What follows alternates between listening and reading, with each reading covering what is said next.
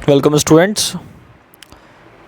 Theory of company में part number आज बात करेंगे 23rd alteration of articles of association. Articles of association जो टॉपिक हमारा चल रहा था थ्योरी ऑफ कंपनी में, इसमें कैसे चेंजेस ला सकती है कंपनी, उसके यहाँ पे कुछ प्रोविजंस लॉ दे रखे हैं। इस वीडियो में हम उनके ऊपर डिस्कस करेंगे।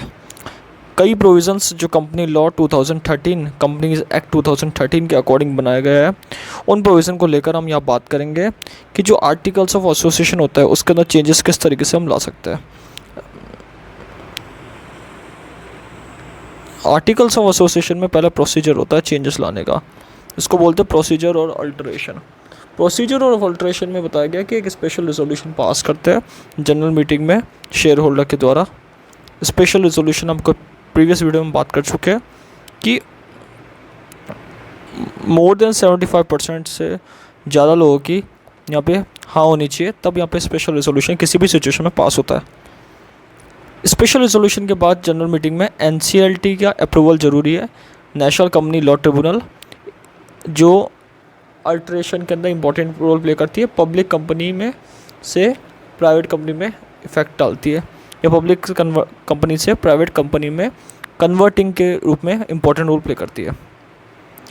The copy of the special resolution file with ROC के साथ, रजिस्ट्रार ऑफ कंपनी के साथ 15 दिन के अंदर रेजोल्यूशन पास होने के अंदर यहाँ पे फिल करना होता है। जिस दिन स्पेशल रेजोल्यूशन पास होता है उसके 15 डेज़ के अंदर यहाँ पे ROC को एक स्पेशल रेजोल्यूशन की कॉपी यहाँ पे सबमिट करनी होती है। A printed copy of the altered AOA has to be filled with ROC within 15 days of approval of CG where approval CG is required।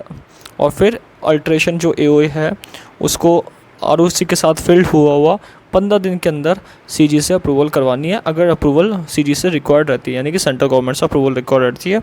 जब ROC को के साथ आप रिजोल्यूशन कॉपी पास करा देते हैं तो फिर अल्ट्रेशन की जो कॉपी होती है ROC के साथ जो भरी हुई है वो यहाँ पे सेंट्रल गवर्नमेंट के अप्रूवल के साथ फिल करानी होती है।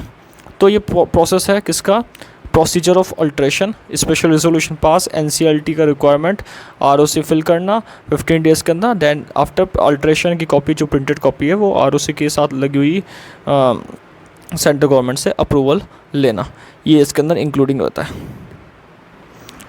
इसके बाद यहाँ पे बात करते हैं कि सेकंड पॉइंट है prohibition on alteration of article is invalid. Company law के अकॉर्डिंग प्रोहिबिशन जो है वो इनवैलिड रहता है। अगर कोई भी यहाँ पे रोकता है या कोई भी ना हर्डल्स आते हैं, प्रोहिबिशन रुकावट आती है यहाँ पे अल्टरेशन, तो वो इनवैलिड रहेगा, ये माना गया है। कंपनी किसी भी आर्टिकल को अल्टर कर सकती है, इसमें कोई इनवैलिड नहीं माना जाएगा। आर्टिकल को अल्टरेशन यानी कि चेंज कराना वैलिड माना जाएगा। Any clause prohibiting the company from altering its article is invalid। कोई भी ऐसा क्लॉज जो कंपनी को ये बोलता हो कि आर्टिकल ऑफ एसोसिएशन में अल्टरेशन इनवैलिड या प्रोहिबिटिंग है, तो वो नॉट वैलिड या इनवैलिड माना जाएगा। So any clause prohibiting the company from article its altering its article is invalid, ये इनवैलिड माना जाता है। Thus a company can not deprive itself of the statutory power to alter its AOA। So company यहाँ पे खुद को एक अयोग्य घोषित नहीं कर सकती, यानी कि इनएलिजिबल घोषित नहीं कर सकती, इनएलिजिबल नहीं मान सकती कि ना हमें आर्टिकल ऑफ एसोसिएशन में अल्टर कर सके।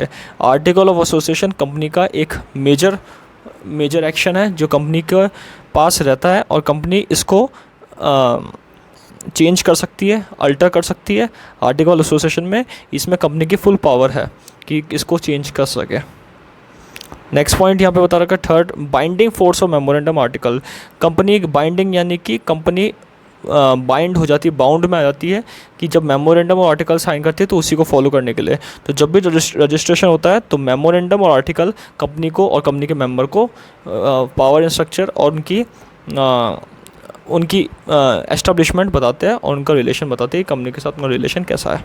सो मेमोरेंडम और एसोसिएशन और आर्टिकल ऑफ एसोसिएशन कॉन्स्टिट्यूट करते हैं कंपनी को कि एक कॉन्ट्रैक्ट होना चाहिए किसका, कंपनी के उसके मेंबर के साथ, और मेमोरेंडम और एसोसिएशन और आर्टिकल एसोसिएशन कंपनी के मेंबर के द्वारा फॉलो करा जाना चाहिए।